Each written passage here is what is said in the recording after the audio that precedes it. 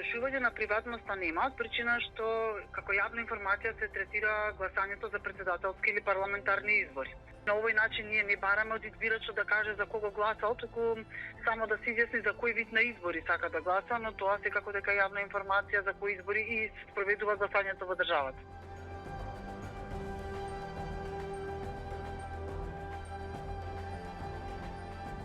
Колку гласа за едниот вид на избори и ти отиде од гласачкото место и се предомисли во меѓувреме дека сака да гласа за другиот вид на избори за кој што не гласал при првото доаѓање, тогаш нема да може да го оствари правото на глас за изборите за кои што не гласал со првото доаѓање.